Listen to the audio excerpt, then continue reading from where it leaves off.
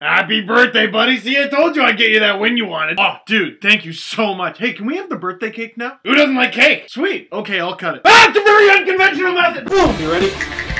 Big news. What? Whoosh. Seriously? No pigs yet. What? What was he doing? Wow. Bring him on. Beautiful. Leafs win 4-3 over the Buffalo Sabres in regulation, bringing the Leafs back within 4 points of a playoff spot behind the team they beat, the Buffalo Sabres. Here is what happened. 2:55 into the game, Mike Weber with a point blast goes in, camera immediately pans to Komisarek. And like I've said a few times recently, not Reimer's fault, he was screened. But he did something that I brought up last video. He did this little thing to poke around, the meerkat. Don't do the meerkat, don't be Timon, be Pumbaa. Hakuna Matata. Now again, that's not really a criticism of Reimer, because when you're screened, you're screwed. I just think that that little upward peak enhances how screwed you are. And this isn't just him. Do yourself a favor, look through all the highlight packs for like the next week of just all the goals that are scored from the point. Oftentimes, whether it's blasted in or it's tipped in, whatever, as long as the shot is from the point, you'll see the goalie do, oh, what's this all about? Seems like defensemen are waiting for it sometimes. Lefties switch it up. Clark MacArthur with an absolute blast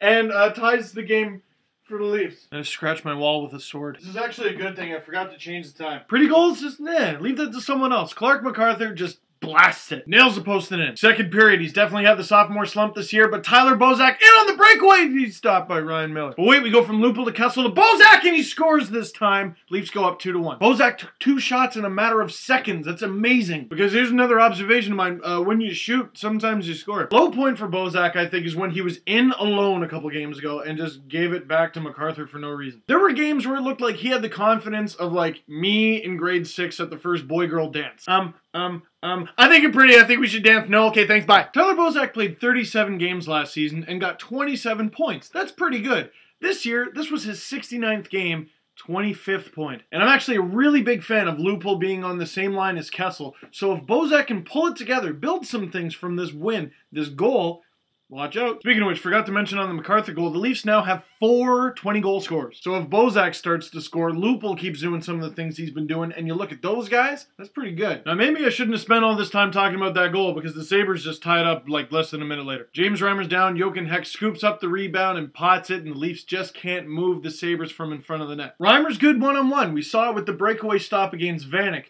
But sometimes goalies need help with rebounds. There seems to be this weird thing that every time a rebound goal goes in, it's the goalie's fault. I mean, the goalie did it, but it's not really his fault. Does that make sense? If you're a defenseman and your goalie's down and giving up a rebound, you gotta go take it and go. And if you don't, somebody gonna get hurt real bad. Somebody. I'm not going to say who. Russell Peters, Canada represent. 4.5 minutes later, the refs miss a holding the stick call on the Sabres, call a high sticking call on Grabowski, which, I mean, he should have got, but the Sabres should have got one too, and the Leafs are down. Jordan Leopold, I guess, getting ready for the MLB season because he threw a sinker. Simple looking shot, just kind of goes, nah, and fools Reimer, goes in. The Sabres are up 3-2. Third period, Leafs with pressure in the Buffalo zone, and the captain is quarterback in the play. Phaneuf to Gunnarsson. Gunnarsson with the beautiful feed over to Grabowski. Such a good feed that it appeared to fool Ryan Miller and Tyler Myers. Grabo does his best Clark MacArthur impression, blasts it, and the Leafs tie it up. And with all the bad luck the Leafs have had in the last few games, something wonderful happens. Phil Kessel just puts it on net, looks like he's trying to pass the puck, little deflection off Steve Montador's skate, fools Miller, goes in, Leafs are up 4-3. Enter Optimus Rhyme. And by enter, I mean he's already made like 30-something saves, but whatever. And Optimus got into the zone.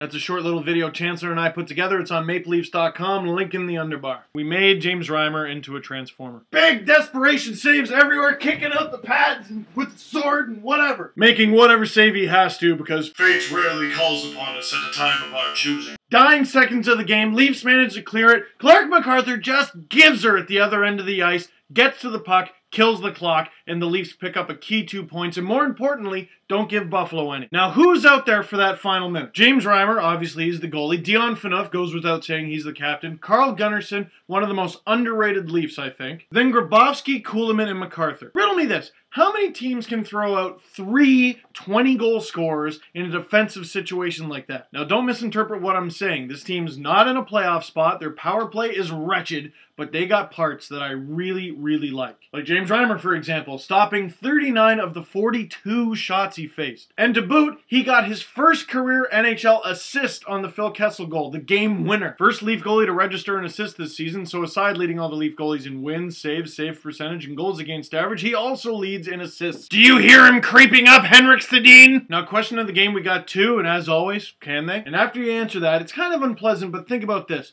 What if they don't? I would love them to. I want to grow a playoff beard so bad. But in terms of the prospects, the draft picks they have, some of the moves they've made recently, recent additions, I have never believed in the Leafs like I do now. In terms of the future, I mean, since the lockout, I haven't been this optimistic for the Leafs' future in a long time. And for the first time in a while, no matter how this season ends, I think you can look at it and go, okay, step in the right direction. Next step. What do you think? All I know is Steve Stamkos and the Tampa Bay Lightning are next. The Leafs are 4 points out.